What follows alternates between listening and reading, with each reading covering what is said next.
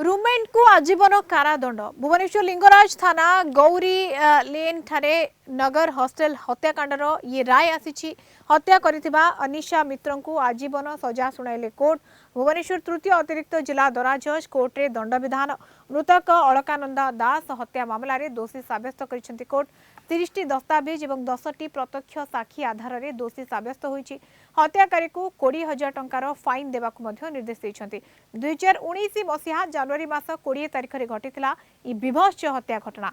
Engagement पाई गाँ को जिबाकू अलकानंदा बाहरी थिबारु बारण करिथिले अनिशा। विवाह न करी बरंग ता सह रूममेट होई रहिबाकू जिद धरिथिले।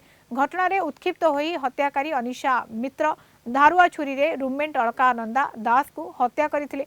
उभय दीर्घ दिन धरी भड़ारे गौरीनगर रहुथिले। अलकानंदार विवाह ठीक हेबा नै सहजरे ग्रहण करि परनथिले अनिशा।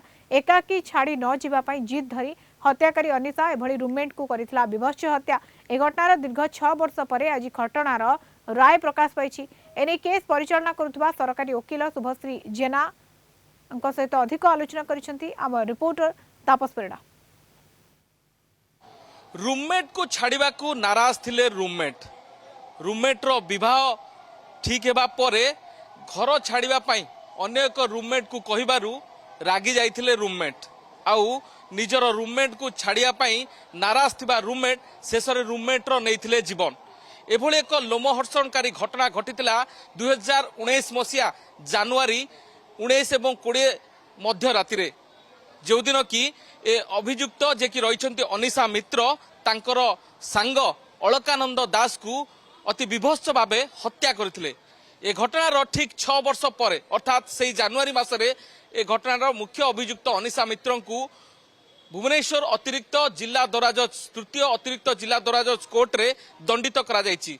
आजीवन कारादंड रे दंडित करा जायछि। एने अधिक सूचना देवा पई आम सहित अछंती ए घटनार जे कि सरकारी वकील शुभश्री जेना मैडम कौन कहे ये जो हत्याकांड आपण सरकारी पीपी भाव या परिचालना करते केमिति हत्याकांड घटीथिला एवं ए जो मुख्य अभियुक्त को आजीवन कारादंड पई किभली आपण जुक्ति बाड़ी कौन दस्तावेज कौन प्रमाण रही ए केस टी हेतिला हमर Shri Lingaraj PS case under रे एटा जनवरी 2019 मसिया जनवरी 19-20 राति रे जे कि अनिशा मित्र जे अक्यूज्ड अछंती डिसीज जे अलकानंदा दास को मारी देथिले आ तापरे राति 3टा बेले जे कि तांग हाउस ओनर पीसीआर को कॉल करथिले।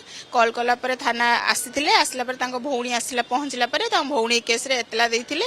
ए केस टी आज राय सुनिचंती मान्यवर अतिरिक्त जिला तृतीय अतिरिक्त जिला दौरा जज हिमांशु शेखर मल्लिक सा एथिरे ताकू आजीवन दोषी साब्यस्त कराई आउ एथिरे टोटाल आमर 10 जन साक्षी उपर आधारित कराई आउ 30टी दस्तावेज आमर एथिरे एग्जिबिट कराई।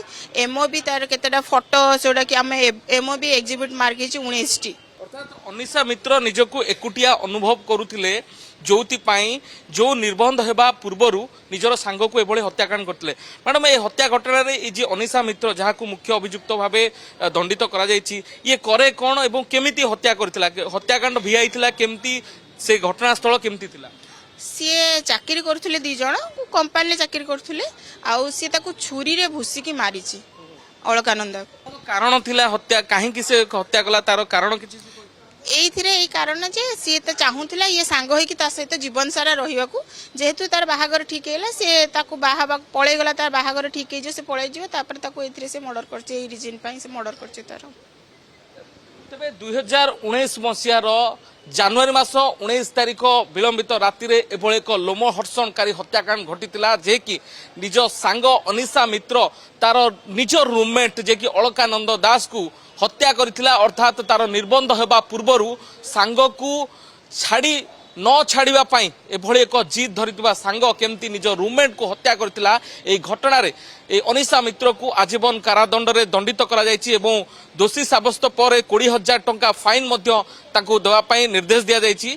तबे देखिबार कथा ए अभियुक्त एबे परवर्ती जीवन निज जेल रे काटिबे। तबे एभली घटना को नेकी गोटे विचार प्रक्रिया रे वर्तमान गोटे प्रहेलिका सृष्टि होईछि जे जेभली भाबरे अनेक घटनार विचार वर्तमान त्वरित होउछि एवं सरकारी वकील स्तर रे एभली विचार प्रक्रिया किभली त्वरित हेबो दंड विधान किभली अधिक हेबो से दिगकु मध्य गुरुत्व दिया जाउछि। भुवनेश्वर कैमरा पर्सन ରାଜକୁମାରଙ୍କ ସହ ତାପସ ପରିଡ଼ା, କଳିଙ୍ଗ ଟିଭି।